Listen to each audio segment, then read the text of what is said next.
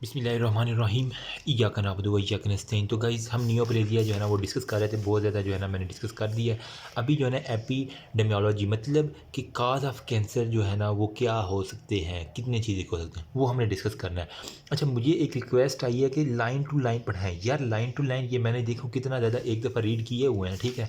और मतलब इतना कुछ नहीं है, जितनी बातें बता रहा हूँ ना सिंपल वही रिटेन कर ले, मोर देन इनफ। बाकी आपने पास्ट पेपर एमसीक्यूज़ और एससीक्यूज़ फार्मा के मैं ऑलरेडी अपलोड कर रहा हूँ चैनल के ऊपर, अलहदा प्लेलिस्ट बनी हुई है, उसके अंदर मैं एससीक्यूज़ और एमसीक्यू जितनी जल्दी हो सके मैं अपलोड किए जा रहा हूँ, ठीक है। और उसके अच्छे काफ़ी अच्छा मुझे कमेंट्स आ रहे हैं कि वो लोगों की हेल्प हो रही है। जस्ट उनके लिए जो जिनके पास वो बुक्स अवेलेबल नहीं है, अफोर्ड नहीं कर पा रहे, या कोई भी मसले की वजह से उनके पास एक्सेस नहीं है पास्ट पेपर की, उनके लिए मैंने अपलोड किए हुए हैं। जिसको चाहिए वो देख लेगा। बाकी जिसको पीडीएफ चाहिए वो मुझे व्हाट्सएप के अंदर अबाउट सेक्शन में मेरा नंबर दिया हुआ है, वहाँ पर जाके वो मुझे व्हाट्सएप कर देगा, मैं उसे फ्री ऑफ कॉस्ट सेंड कर दूँगा, मुझे कोई इतना मसला नहीं है।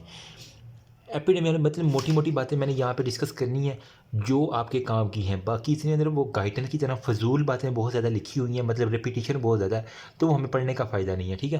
तो जिसने मार्किंग करनी है वो यहाँ से देखते हैं कि जो है ना वो एक दफ़ा बस मार्कर से कर लेगा, होप सो आइडिया हो ही जाएगा बिना किसी टाइम को गवाए। मेरी कोशिश है कि जितनी जल्दी हो सके ना मैं कवर करूँ यार। एक्चुअली मेरे भी अपने एग्ज़ाम जो है ना वो बहुत इंपॉर्टेंट एग्ज़ाम, इस वजह से जो है ना वो मैं थोड़ी सी देर, नहीं तो आपको पता है मैंने दिन में 12-15 वीडियो भी अपलोड की हैं, कोई इतना मसला नहीं है। बस दुआ करो कि सब ठीक हो जाए, ठीक है। एपिडेमियोलॉजी में बेसिकली हमने क्या करना है कि हाउ ओरिजिन ऑफ कैंसर किस तरह हो रही है हमारे पास, सही है। वो सारे के सारे हमने डिस्कस करनी है। जिस तरह जो है ना वो सपोज करें कि लंग्स कैंसर है ना, वो किसके साथ एसोसिएटेड है, वो हमारे पास है स्मोकिंग के साथ। जो स्मोकर है वो उसको मोस्टली जो है ना वो लंग कैंसर, वो आपने डब्बी देखी होगी सिगरेट की, तम्बाकू नोशी, मुँह के सिगरेट का कैंसर जो भी है। 5 थिंग्स जो है ना हमने इसके अंदर डिस्कस करनी है। एक जो है ना वो इसके अंदर रहता है इंसिडेंस, सही है। इसके अंदर क्या होता है मोस्टली जो होता है ना वो आप कह लें कि फीमेल ब्रेस्ट जो होता है, फीमेल के अंदर जो है ना वो सबसे ज़्यादा ब्रेस्ट कैंसर देखा गया। इंसिडेंस में यही बात उसने की हुई, जबकि मेल के अंदर जो है ना वो कह रहा है कि हमारे पास जो बिनाइन प्रोस्टेटिक हाइपरप्लेजिया मतलब प्रोस्टेट का जो कैंसर है ना वो देखा गया है। बस इंसिडेंस में मतलब उसने यही बात की हुई है। बाकी नेक्स्ट वो कह रहा है कुछ इन्वायरमेंटल फैक्टर्स, पहला इंसिडेंस, नंबर सेकंड पे आपने यूँ लिख दीजिएगा कि इन्वायरमेंटल जो है ना हमारे पास फैक्टर्स वो आ जाते हैं। क्या क्या देखो, जियोग्राफिकल एरियाज़ के ऊपर कुछ इलाके के लोग बहुत ज़्यादा मुतासर हैं, कुछ इलाके के लोग कम मुतासर हैं। अच्छा, मैं सपोज ऐसा इलाका जहाँ पे एक लेड की फैक्ट्री है ना, मतलब लेड इंडस्ट्री है, वहाँ पे अगर लोग काम कर रहे हैं तो उस इलाके में आप देखेंगे कि वहाँ पे कैंसर ज़्यादा है, क्योंकि लेड जो है कैंसर काजिंग है। ये इन्वायरमेंटल फैक्टर है। नंबर थर्ड पे हमारे पास आ जाता है एज फैक्टर। देखा है आपने अमूमन जो अगर आप कभी ऑन्कोलॉजी वार्ड में जाएँ तो आपको 55 से 75 ईयर मतलब बूढ़े लोगों के अंदर इम्यून लेवल कम हो जाता है, ठीक है। और कुछ बाकी फैक्टर जो होते हैं ना वो जो प्रो ऑन्कोजीन्स वो सारे सारे जो है उसके अंदर जो है ना डिफ्रेंशिएशन नहीं हो पाती, जिसकी वजह से जो है ना बूढ़े लोग जो है ना वो ज़्यादा मुतासर हो रहे हैं कैंसर से। आजकल तो यंग एज भी बहुत ज़्यादा मुतासर हो रही है। वजह वही है, हमारी फूड्स, हमारी जो है ना वो इंडस्ट्रीज़, और ये सारे का सारा इन्वायरमेंट है।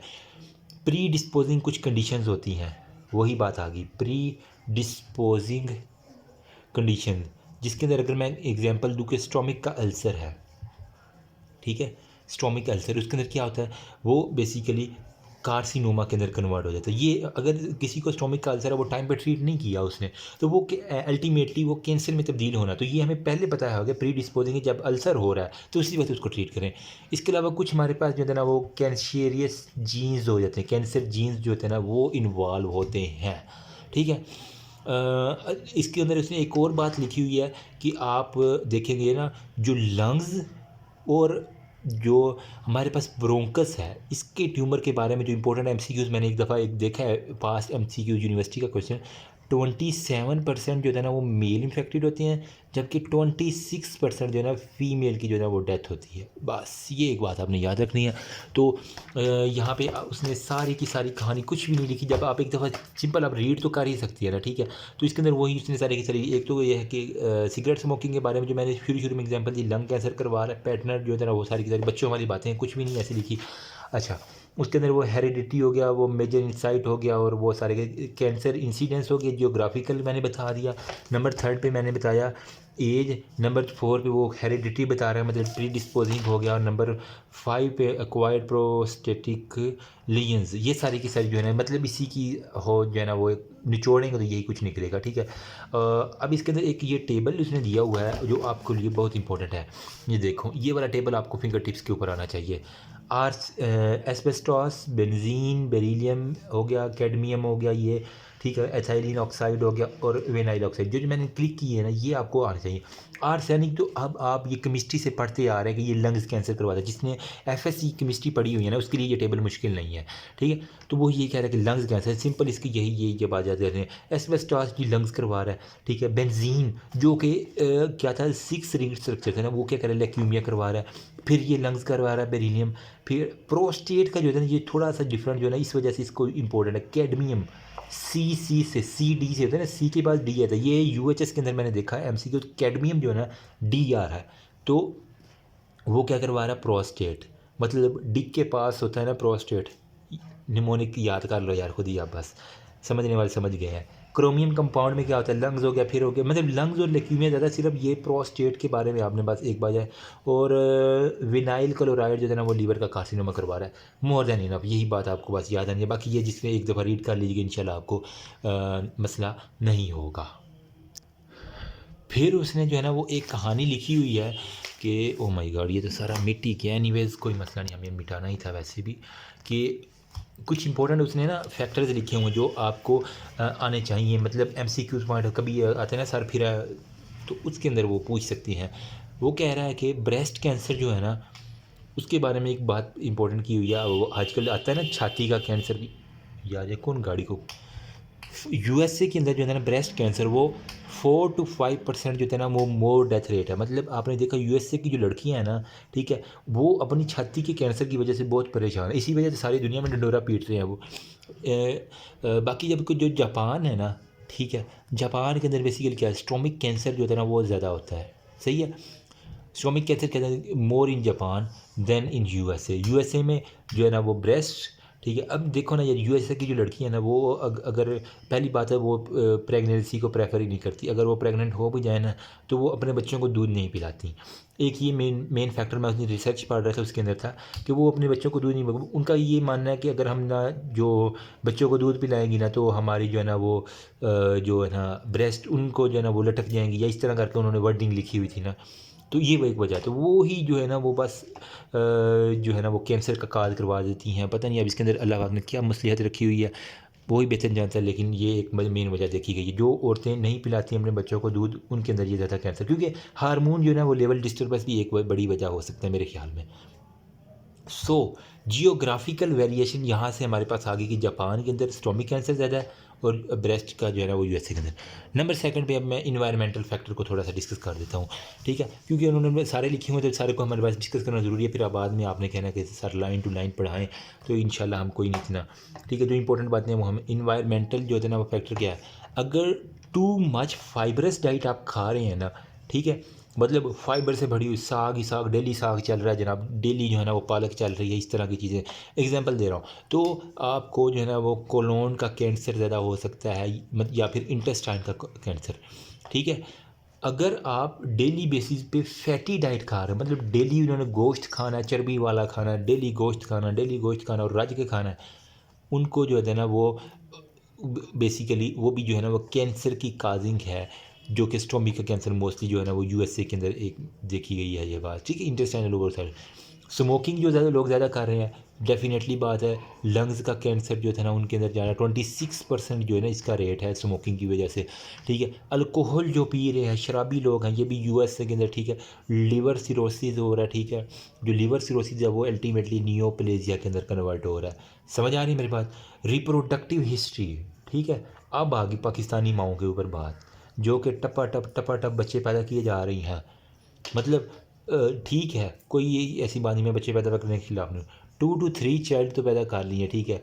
अब क्या हो गया, जो फिर वो शुरू ही हो जाती हैं। मतलब एक तो डाइट बंदे की वैसी है और ऊपर से वो जनाब बच्चे पे बच्चे पैदा किए जा रहे हैं, घर में फाकाकशी चल रही है, लेकिन जनाब बच्चे तो पैदा करने हैं, हुजूर की उम्मत बढ़ानी है। ठीक है यार, लेकिन अपना भी घर देखो ना।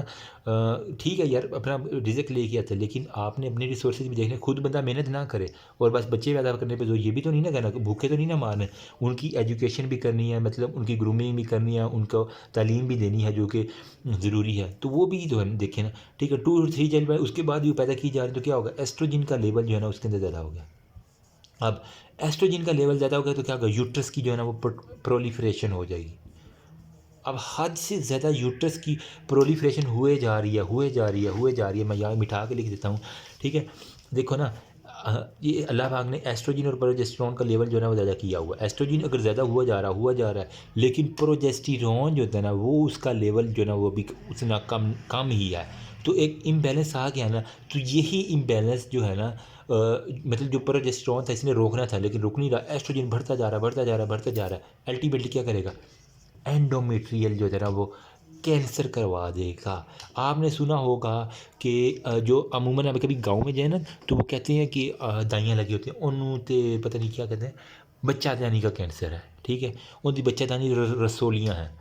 तो आप अगर उसकी हिस्ट्री लेंगे ना तो वो उसने यकीनन 4-5 बच्चे पैदा कर रखे होंगे, उसके बाद भी जो है ना वो शुरू ही हुए होंगे, रुकने का नाम नहीं ले रहे होंगे।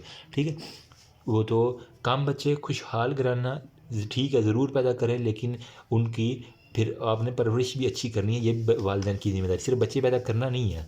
वो एक था ना फिल्म में डायरी, जब पैदा नहीं कर जब पाल नहीं सकते तो पैदा क्यों करते हो, तो यही कहानी वो यहाँ पे है। ठीक है, माँ ने फिर खुद भी जनाब, अगर वो माँ मर जाए, देखो देखो ना यार, 5 बच्चे पैदा करने के बाद उसको कैंसर हो जाए, वो मर जाए, तो फिर वो बच्चे को कफालत कौन करेगा। कोई भी नहीं, माँ से ज़्यादा प्यार कोई भी नहीं कर सकता इस दुनिया में, मैं बता रहा हूँ। तो वो बच्चों की ज़िंदगी तो तबाह होगी, उनकी ग्रूमिंग किसने करनी है, कुछ भी नहीं होनी। अच्छा, एक हमारे पास होता है इन्फेक्शन। इन्फेक्शन में क्या होता है, एच पाइलोरी का जो है ना वो इन्फेक्शन, एक आपने पढ़ा होगा माइक्रोबायोलॉजी में, वो क्या करवा देता है, गैस्ट्राइटिस करवा देता है। ठीक है, अब गैस्ट्राइटिस जो होता है ना उसको ट्रीट नहीं किया तो वो अल्सर में कन्वर्ट होना शुरू होगा। अल्सर को ट्रीट नहीं आपने किया तो गैस्ट्रेशनल जो होता है ना हमारे पास, गैस्ट्रिक एडिनो कार्सिनोमा, उसने बुक के अंदर लफ्ज़ लिखा हुआ है, गैस्ट्रिक एडिनो कार्सिनोमा। ठीक है, ये उस बंदे को हो जाना है, तो जो कि ख़तरनाक बात है। कुछ ऑक्यूपेशनल कैंसर हमारे पास आ जाते हैं जो कि पेशे के लिहाज से, लेकिन देखिए कुछ लोग जो है ना वो ऐसी फैक्ट्री में काम कर, एक तो मैंने लेड की मिसाल दी, अगर आर्सेनिक की फैक्ट्री में काम कर रहे हैं तो उनके पास हेमेंजियो कार्सिनोमा, मतलब ब्लड वेसल्स का जो है ना उनको कार्सिनोमा हो जाना है।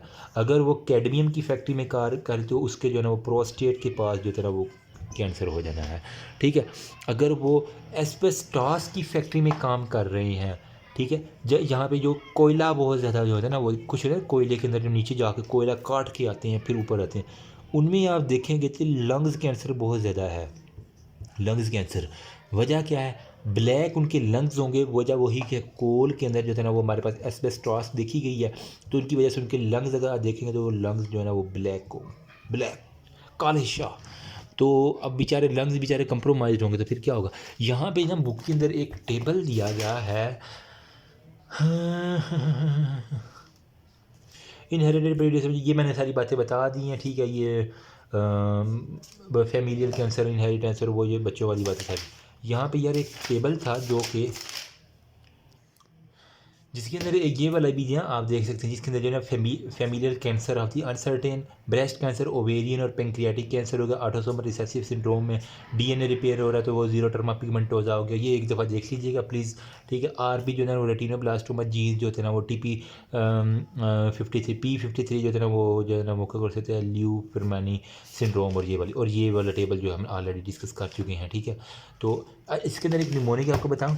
ठीक है, ये BRC मतलब जो लंग्स का करवा रहा है, बेंजीन, आर से हमारे पास क्या आ रहा है, रेडॉन, और सी से हमारे पास एक और रख के सी से था यार, एक आर्सेनिक की एंड पे सी आ रहा है ना, ठीक है, और क्रोमियम, ठीक है, ये मोस्टली जो है ना वो लंग कैंसर करवा। अगर ये आप निमोनिक याद कर लेंगे ना तो आपको मोर देन इनफ होगा, ठीक है। ये एक दफ़ा टेबल आया हुआ है कि ऑक्यूपेशनल जो है ना कार्सिनोमाज उनकी लिखे, तो ये 5 नंबर का क्वेश्चन आई थिंक में, मतलब 5 ऑक्यूपेशनल कैंसर्स लिखने हैं। उसके अंदर आपने एक आर्सेनिक लिखना है, ठीक है, एक एस्बेस्टॉस की फैक्ट्री में, जो बेंजीन की फैक्ट्री में काम, जो कैडमियम की फैक्ट्री में काम करते हैं, जो निकल की फैक्ट्री में काम करते हैं, ठीक है, और जो हमारे पास रेडॉन की फैक्ट्री में काम करते हैं, उन सब का प्लीज़ आपने एक चार्ट बना लेना।